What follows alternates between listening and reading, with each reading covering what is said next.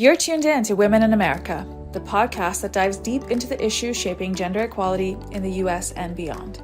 Hosted by Pari and Eve, public health professionals by day and content creators by passion, we bring you expert insights and actionable strategies to push the fight for equality forward in today's America. On this episode of Women in America, we're joined by fellow content creator Amanda to connect the dots between the Epstein files, the pro-life movement, and the obliteration of reproductive rights across America. Let's dive in. Hey everybody, I'm here today with my friend Amanda, who I'm really excited for all of you to get to know, and we are just gonna yap a little bit about the current state of affairs, all things Epstein and Medicare and women and, you know, just the good stuff that is our constant barrage of our new normal. Amanda, why don't you go ahead and introduce yourself to the audience? Sure. So I'm Amanda. I'm on social media as Amanda Informed. I talk about politics, all things United States. I live in Florida, so there's no shortage of news coming from there. I'm a very fierce advocate for women and reproductive rights, as well as social justice in general. And I really look forward to having this conversation with you today. We're going to get into some interesting things. Yeah, Amanda and I actually met a couple of weeks ago. We are part of a group chat, which is always super fun. I pause that, Amanda, because I feel like a lot of my episode intros start with, we're in the same group chat. And it's been fun getting to know her as a person. And so I'm actually excited to dive in, even just from like a friendship standpoint. And Amanda and I have both separately online been posting a lot of content about kind of the same things. And so I was hoping today that we would have kind of an intersectional conversation, pulling together many of the news stories that are existing, because I think people are very aware of like one news story and maybe another news story. And what I would love for us to be able to do is like actually paint this like picture of how all of these things are connected. Yeah. So I've been thinking a lot about how we, as in like social media content creators and mainstream media, has been talking a lot about Republicans blocking the release of the Epstein files, and how that has been a big sticking point for even the MAGA Trump base. And I'm curious about your thoughts on like the story has evolved so much from when we first started, right? Like Trump was president previously, he had access to the files before, and then during his second campaign for president, he made the Epstein files this like huge part of his platform, to the extent even that several of his now cabinet members like Pam Bondi and Kash Patel, they really built their careers on the Epstein files, and then came into office in part maybe because of the fervor that they had built around these Epstein files. Right. And then for the 4 months it was like, release the files, release the files, release the files, which as an aside I have to say is kind of funny given that he knew he was in the files the whole time, right? Because he's obviously hung out with Jeffrey Epstein multiple times. And then it came the big day where all of a sudden he was like, wait, there is no client list, and everyone went from, you know, being like, we have to deal with this, complete 180. And now of course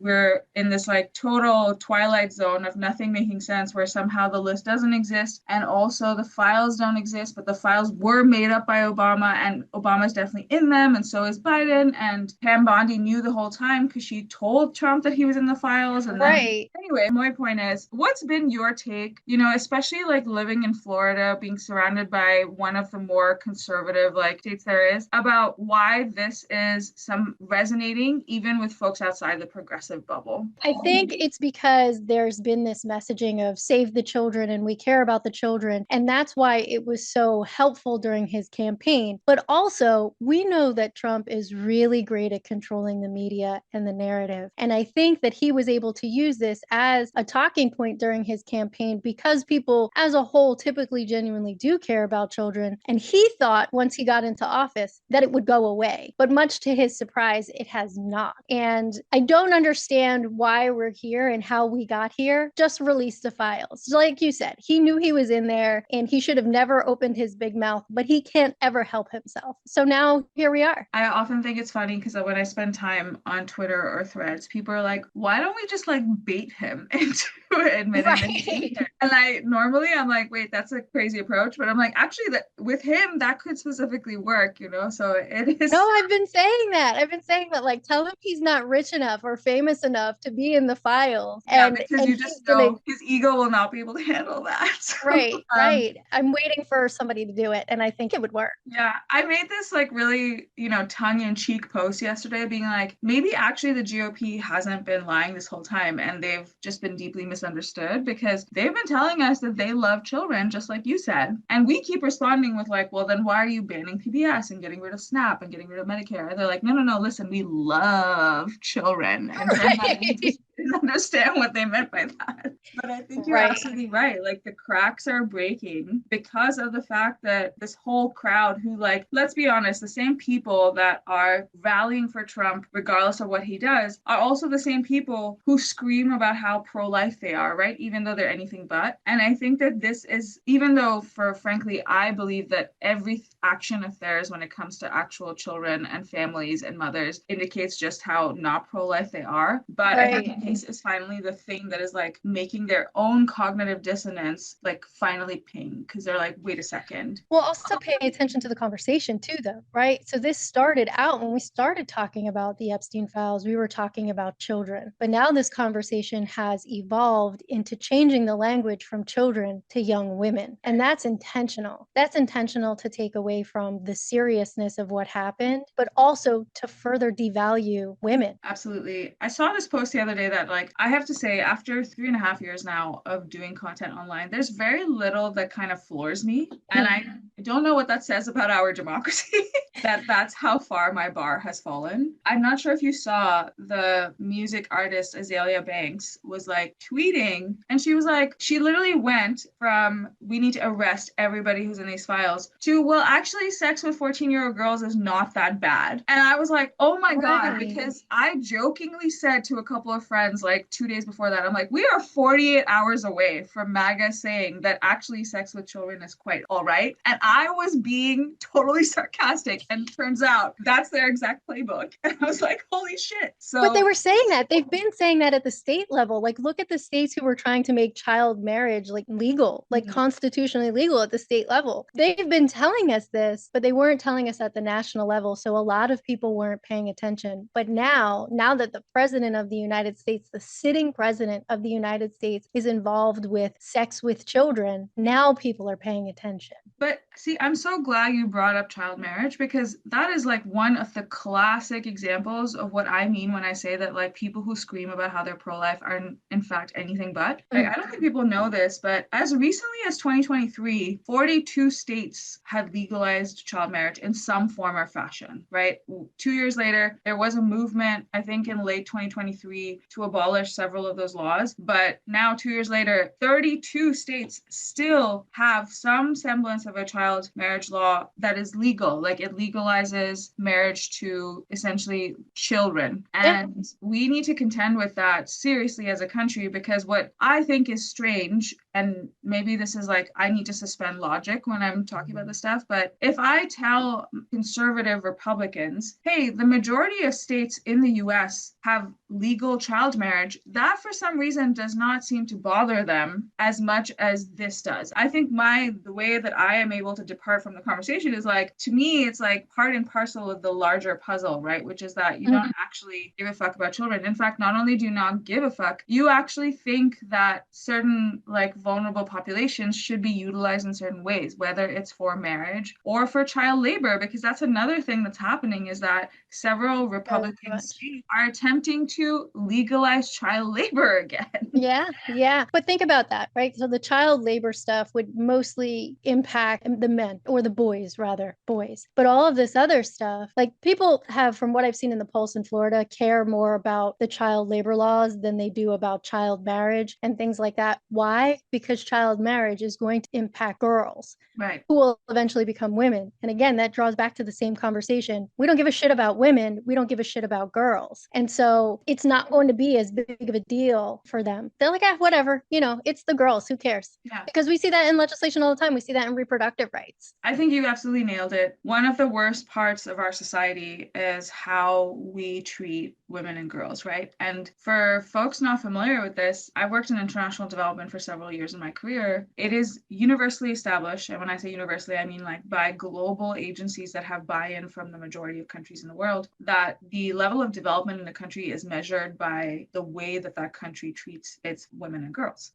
which is why you see that in countries where there's active war happening, the war crimes start to first affect women and girls because that is part and parcel of how you destroy and decimate a society, right? And then there's the United States where there is no foreign entity that is granting that war. It is our own government that is waging a war on our own women and girls, right? And this is one of the examples. And I think like really this kind of hit the point so hard weird because the reason why nobody seems to care when we have, or like, I shouldn't say nobody seems to care. The reason why we do not have this similar kind of uproar for other things is because it's always at the expense of girls. And people are like, well, doesn't matter because they are like, I genuinely feel like MAGA Christians believe that girls and women are at a lower level of society than men and boys. Yeah, I used to have these conversations all the time online because I used to do like online debates, and I would ask them, "Do you know what the gender equality index is?" And they're like, "No, I have no idea." I said, "So if you were to say like, just take a guess, where do you think the United States would be on this list of gender equality?" And they would say top 5, top 3, top 10. No, the United States, the last I checked, the gender equality index was at 23. Like that's a really big indicator of how poor our country is doing. We're supposed to be such a great nation. Why are we 23 on the gender equality index? And that may have even changed since the last time I checked that. Yeah. So I think another part which really highlights this, right, is that there's laws and policies that exist that come at the detriment of women and girls. Like, for example, the child labor, the child marriage, the fact that we have completely normalized pedophilia at this point. I think it's crazy for me to suggest right now that like, oh, we'll reach a point where like this is actually part of our law. But let's be honest, let's think about how far we've fallen in the last 6 months alone. I have reached like at least this emotional understanding that 2 years from now, I might not even recognize what the United States is anymore, like if we keep going on the current trajectory. So, but the point I was getting at was that there are laws that in my mind make sense from the perspective of someone who is desperately trying to turn women into second-class citizens. Like if you get rid of abortion access, if you get rid of miscarriage protection, or if you legalize child marriage, if you make it harder for women to vote, if you make it harder for women to work, all of this stuff, they're taking away like protections for mothers in the workplace. They're taking away disability protections for folks who leave in order to like sustain their pregnancies and so on. They're essentially creating an environment where women are reduced to be able to only do one thing, which is being barefoot and pregnant, right? Yeah. And that to me makes sense. What I think is like even their own policies start to fall apart in their realm of what they think women should be is when they also make it impossible and in fact deadly for women to do the one thing that they want women to do, right? Right. In their reality, and I'm not making this up, like this is all laid out in Project 2025, which at this point we have all established is the playbook that the White House is using to run this administration. And you likely know this, but in Project 2025, it lays out all of these multiple acts that they think that Congress should take, or frankly, bypassing Congress that the president should take to say that women are now experiencing a different level of freedom in society than they did previously. As an example, Project 2025 specifically lays out that they should revisit the Equal Credit Opportunity Act, which is the act that allows women to have their own credit cards and bank accounts, right? Mm-hmm. Haven't reached the point where they're fully revisiting it yet, but in the first 6 months of his presidency, Trump has already released an executive order saying that that Equal Credit Opportunity Act is not sound. So in my mind, he's building the foundation to go after it. Anyway, what I'm saying is in Project 2025, they also say we have to criminalize IVF. We have to make it so that there's no emergency care for miscarriages. Now that is like, okay, you are wanting women to be barefoot and pregnant, like just be frank about what you want, but then you're also making it hard for women to do the one thing that you want them to do. So I often wonder from the perspective of like someone who's in the world of reproductive health every day, whether folks on the outside are seeing this. Like, what do you think is the ecosystem that they're building? I think part of that we're actually starting to see now too because of Trump's campaign. And this has recently come like as part of the larger national news cycle is that during his campaign, he campaigned on IVF would be covered for everybody. And now there's not a word about it. And so I think that you're right. He laid that groundwork by enticing people to vote for him because this is something that they wanted. But now it's no longer an issue. It's no longer being addressed. And it's so weird to me that we've gone from caring about women and all of these things and providing these things for women to the exact opposite. And it's happened a lot in the last 6 months, especially, but I'm really curious as to how it's going to play out in the next, 3.5 years. I think that Project 2025 is the plot and that's where we're going to end up, but how do we stop it? Absolutely. In fact, in the last 24 hours, the White House put out a statement that they are no longer able to do the protection for IVF that he had specified. And of course, they buried that news issues by distracting with other things. But I think Trump is like the absolute champion of creating a problem that doesn't exist so that he can then pretend like he solved it, right? Yeah, he is. And that's exactly what he did with IVF. Like the Alabama State Supreme Court, I think it was 2 years ago, went rogue and overnight passed legislation that said that IVF can be criminalized, which means that if you have, well, they didn't say that. They said an embryo is a person. The implication of which is that IVF can be criminalized. And for the first time, at least in my entire career in reproductive rights in the United States, which has been long, about 15 years now, I saw white Christian conservative women stand with the same people who have been standing for, abortion access. Because for the first time, they were like, wait a minute, now this affects us, right? Right. It actually, in truth, it affected them the whole time because, I used to work for a very well-known reproductive health clinic, a big one. And we used to open after hours secretly for the same people who were advocating against us in Congress, And so my point is that like white people, white women, rich folks, the same people who pretend to be pro-life publicly are still accessing abortion care when they need it and as they need it, right? And that is why they don't like take part in the fight for abortion access because they're like, well, we are the exception and we can get it regardless of what the law says. Yep. And it's always been that way. Yes. And then, but the IVF ruling came down the pike and they were like, wait, what? Like, this is something for which they actually have to rely on like clinics to provide like freezing capacity and all of that stuff, right? And they freaked out. And I don't know if you remember, but like within the 24 hours following that state Supreme Court ruling, the Republican Party had a complete meltdown. It's actually the first meltdown of real messaging that I've ever seen from them because nobody knew what to say because they're so used to kind of aligning with each other regardless of what happens. Is that for the first couple of hours, everyone was like just parroting the state Supreme Court decision until they realized that their own base is like, what the absolute fuck, right? At which point,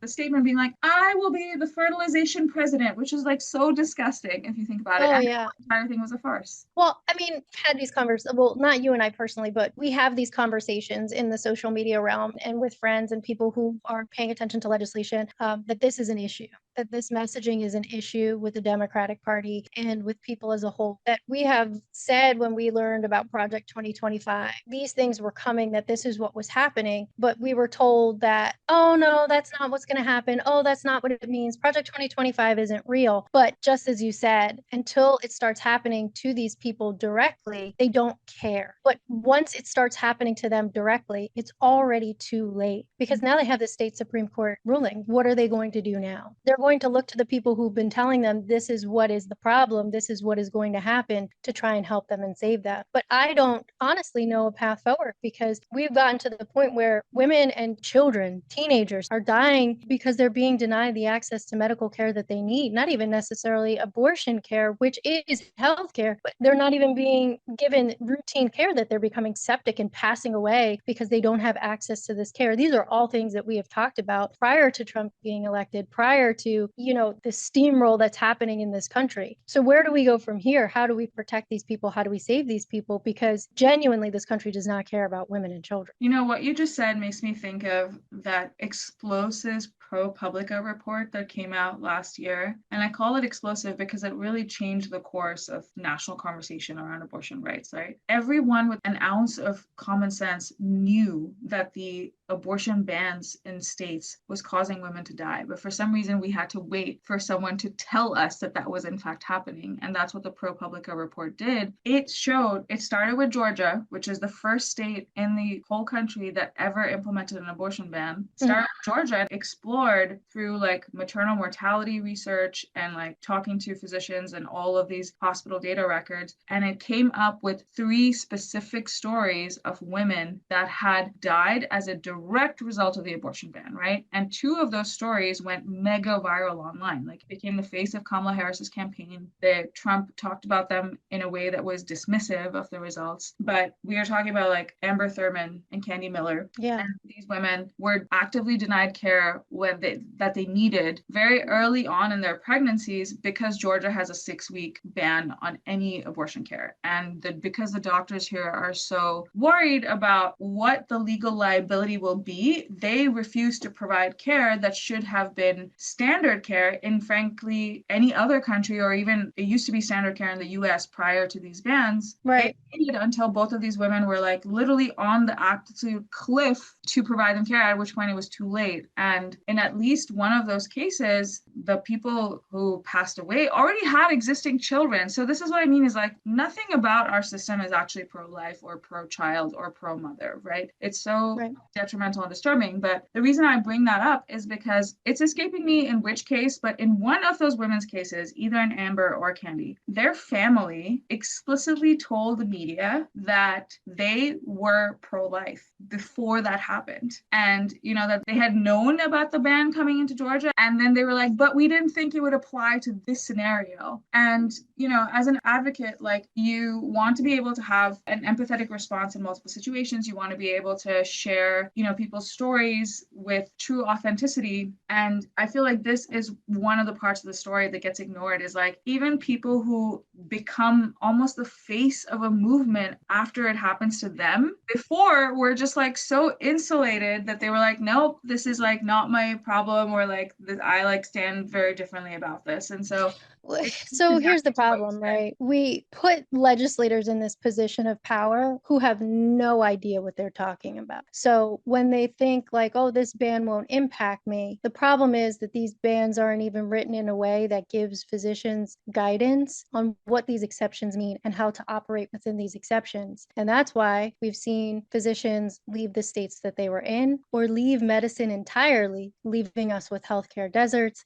and all kinds of other situations, because we just don't have the guidance for them to operate within the scope of their license. Who wants to risk hundreds of thousands of dollars in fines or possibly jail time when they have their own families and their own lives and their own things that they need to focus on? It's just not reasonable. It's just not feasible. We've seen in the news cycle many, many times doctors coming and talking to these legislators when they're bringing these things up for votes, and they're bringing up the amendments on these pieces of legislation, and explain to them what the implications of such legislation would be. And they don't even know what birth control does. Right. They don't even know how it functions as a mechanism. They don't know basic female anatomy, but we gave them the ability to make laws about our bodies. Yeah, which we should have never done. Right. It just gets me thinking, you know, it's like, I do agree with you, is that like, at no point in my career have I ever thought about it from the perspective of like, oh, the doctor is doing something wrong here. Having said that, I do think we have to contend with the fact as a country that we have one of the worst maternal mortality rates among developed nations. We do. And if you stratify that by race, it's even worse. Like, if you take the maternal mortality rate for just Black women in the United States, it is equivalent to some war-torn East African countries. And I think that for a country that likes to tout itself as the greatest country in the world is beyond shameful. And that has a tremendous amount to do with policy. But I'm going to be the person in the room who's like takes this stand. I also think a lot of it has to do with capitulation from like our massive organizations and healthcare agencies. Like, for example, we've all heard about the horrendous case recently at Emory University, also in Georgia, because Georgia is just like Georgia's great for reproductive rights. Yeah. They're the best. But there was a woman who was declared brain dead because she was experiencing an aneurysm, and she went and sought care for that brain aneurysm, which at the time, of course, she didn't know was an aneurysm. And she was 8 weeks pregnant at the time. She went to Emory. They were kind of dismissive of her needs, sent her home, and the next day she started experiencing, she was having difficulty breathing while she was sleeping. She and her boyfriend rushed to the ER, but she never even made it. She died on the way. And then Emory University chose to abide by their interpretation of the Georgia law and kept her body on life support the rest of her pregnancy in order to sustain a fetus. At the time was just an embryo, but a fetus that we have no clue will survive or not. And I think that case opened up an entire new universe of like, if you're willing to do this with women's bodies, then you're willing to do anything. Like truly you're treating women like incubators, right? And I have to say that while every publicly facing post I made was fully, lambasting Governor Kemp and all of the lawmakers in Georgia and also this entire administration, which I like to call a regime, for the fact that they allowed this to happen. And then the audacity of the State Department of Georgia to I think last month, say, oh, well, that case would have been an exception. I think like you have to start to ask yourself, like, Emory University is a world-class established institution. Okay, they have literally were the ones who handled COVID crisis for the entire United States. You're telling me that you don't have the capacity, the backbone, the legal resources to stand up and maybe say, hey, we need to change this situation? Because like, I do think it's unfair for us to not talk about the fact that organizations like Emory are capitulating to everything that they're being asked of, to the extent where even like, I feel like their interpretation of the law in that situation was more than the law even described, frankly, right? I think with Emory, it was not necessarily, so they're saying this now. They're saying, oh, that would have been an exception, but they were presented with an opportunity to do something that we haven't done before. And so rather than do the ethical thing, the morally correct thing, they chose to make someone a science experiment. And I know that sounds gross, but realistically, that's what it was. Mm-hmm. They made her a science experiment because the law allowed them to. Yeah, I think that nails it. But that's exactly my point is like, Kamala Harris went on the Colbert Show recently and she said that he asked her, he was like, do you ever feel like saying I told you so because you predicted all of this stuff? And like, she's not the only one, right? A lot of us predicted all of this stuff. Like the playbook is available to us in Project 2025. But she also said the same thing. She was like, I knew this would happen, but like what has shocked me is like the way that all of these organizations are kind of bending the knee. And if we look at it's not just Emory, like I'm using Emory as an example because we're talking about repro, but recently the Smithsonian took Trump's name out of their exhibit on impeachment. And the only reason they decided to bring it back was because of massive public backlash to that decision, right? But the fact that they even bent the knee to that happening in the first place is like, hey, all of these organizations that previously used to be like bastions of education and liberality and progressiveness are just, turns out, totally useless. So like, what is it that is protecting society at the end of the day? Like, yes, we are supposed to have checks and balances in the legal system, which of course are acting in some ways, are failing in other ways. But if we as a culture and as a society, as a population, are not willing to stand up for our fellow Americans, then truly what do we have? And I think that this is such a good example of that. I think it brings up an interesting point, or something that I had been saying prior to the election. Florida specifically, because at the time I was really covering a lot of Florida politics. Florida in 2023 and then into 2024 was the testing ground for Project 2025. We see that from reproductive rights to education to workers' rights. Everything that was going to be put forth in Project 2025 at the national level began happening in Florida under Ron DeSantis in 2023 and 2024. And we've come to learn that we can't trust the legislators to do anything, that it is truly the power of the people that will enforce what the right thing is. And the only way that we're going to see changes to reproductive rights and to education, because Florida changed history. They changed history there. There was this whole big uproar about slavery, that they said they were going to change the history books to reflect that slavery was advantageous to the slaves because it taught them a skill. And that's the same thing, like absolutely certifiable.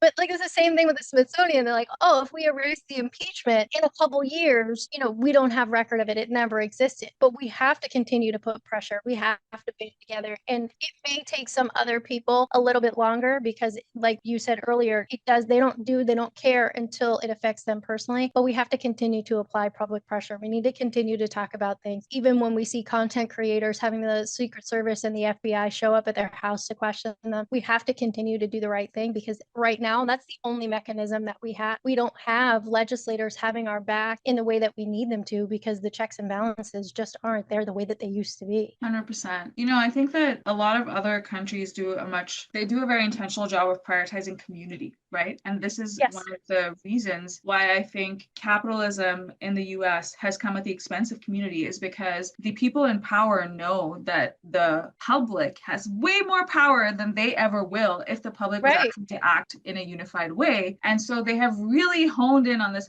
idea of like, hey, your life is individual. You are particularly exceptional. You are better than your Right. neighbor, right? As opposed to Yeah. what we used to have, which was like, actually, it genuinely takes a village, and my village is ready. Like we are rooting for each other and we're standing for each other. And it is shocking to see how easily these like systems of capitalism and infrastructure have degraded the basic community, like even frankly down to like the basic family unit. Like they look at a family unit as if it's only supposed to be like two parents and two children, right? That's their ideal Yeah. American family. When like historically, even in our own country, in multiple countries and cultures across the world, your family unit was like all A of the village. yeah, the generations that came before you, the generations that come after you, you're not even related to, but like you treat like family. And we need to get back to that, because the only thing that is going to save us from this culture change that they are trying to inflict on us is the community coming together and saying, absolutely not. Like, this is who we Right. are.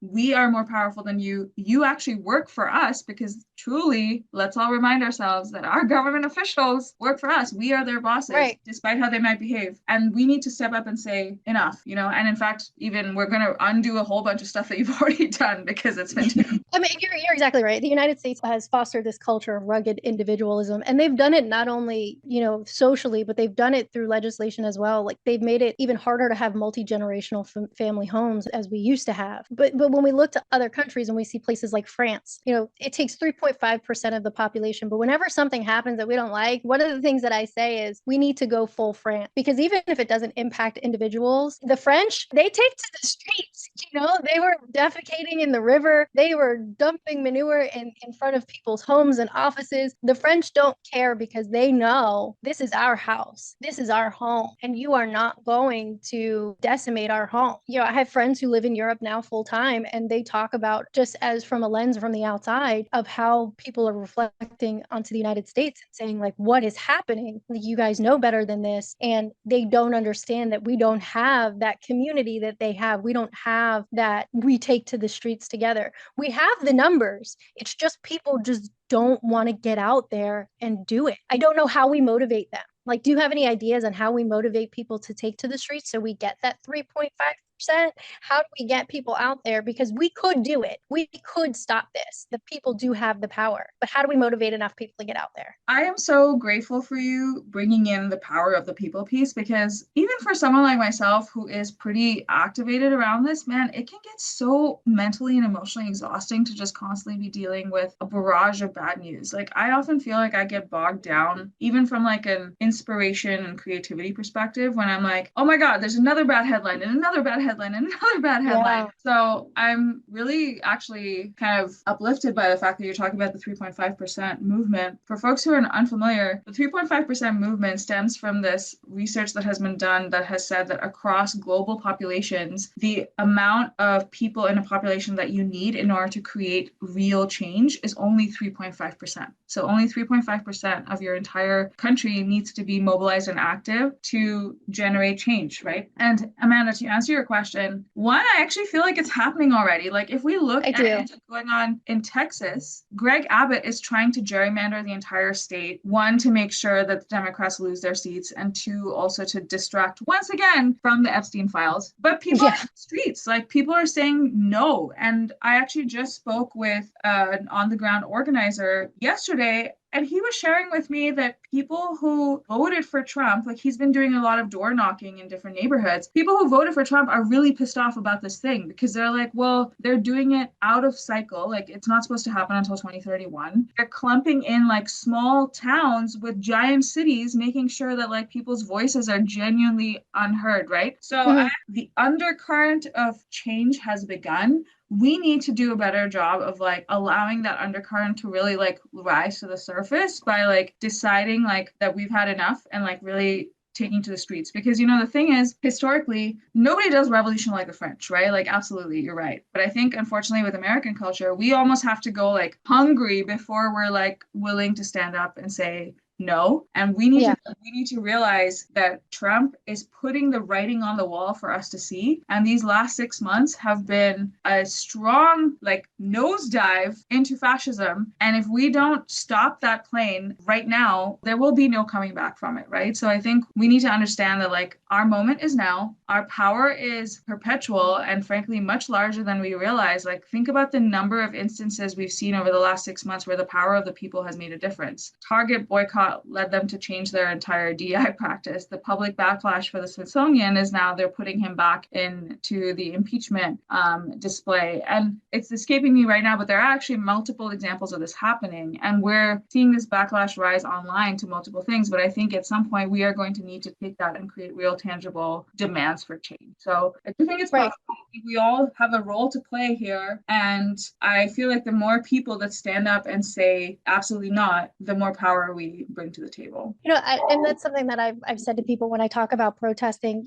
When I can get out there, because my work schedule is that of a crazy healthcare worker, but when I can get out there and I can get to protests, I tell people like, listen, I've met some amazing people, and that community that you're searching for, you're not going to find it outside of online unless you get outside. Go to a protest. Obviously, be safe about the way that you go to a protest. If you can go with someone, go with someone. If you can't, make sure that you tell someone where you are, what you're wearing, all of those things so someone can keep track of you. But you will find such a sense of community and such like-minded people that you will build friendships to last a lifetime. Plus, you're contributing and being part of that 3.5%, but staying home does nothing. You have to put boots on the ground. You have to be a part of the movement in some way. You have to show up. Absolutely. And even on between protest days, people can protest in more than just one way, right? You can protest with your dollar just as effectively as you can. It's like every one of us has the capacity to spend money where we choose to spend it, right? And so now it's like there's a lot of conversation happening online about companies' public stances. For example, like recently in the news, we've been hearing a lot about American Eagle and how they're normalizing eugenics. And I know that I, for one, not that I have shopped there, frankly, in like 20 years. They have the best jeans, and now I won't give them a single dollar. I think that in itself is a powerful move. Like people can make protest choices with so much more than just their physical bodies. Like you absolutely should have boots on the ground, but your dollars are also like wildly like powerful especially in an economy like ours that is super driven by consumer spending, right? And so, but that's part of being out there and being involved. Yes. And people don't realize that. It's great to make posts on social media and it's great to use your voice, but you have to do more than that. And protesting with your wallet is a form of protest. It is a form of being actively engaged in what is happening in our society and actively part of being the change. Absolutely. So, I don't shop at Target anymore. I will not be shopping at American Eagle. We're iffy on what Dunkin' Donuts did, and I will be very sad if I can't have my Dunkin', but so be it. If that's what it is, that's what it is. I'm not going to take part in companies doing awful things to people and advocating for awful things. But you're right. Protests with your dollars is an amazing way to be involved. Yeah. And I think that, like people kind of underscore the value of this last one, but I actually really do think that talking to people with your network makes a huge difference. Like I have the fortune of being surrounded by people who almost think exactly like me, but I know a lot of people don't. And I think that the value of conversation in uplifting like the particular lens or the angle that might make someone who previously has not thought about it finally stand up and say, wait a second, is like invaluable. You can't get that personal connection and that kind of conversation from going to a protest. You can't necessarily have that kind of like aha moment from, like an online interaction. But I think there is so much to be said, going back to our piece about community, is that like we're trying to build coalitions together. And that can be as informal as just like the people you hang out with every day, or like the neighbor, or like the person who is doing yard work across the street from you, like stuff like that. So I really do think that part of generating the movement is also just like mobilizing the folks around you by elevating conversations with them that they might not be having otherwise. Right.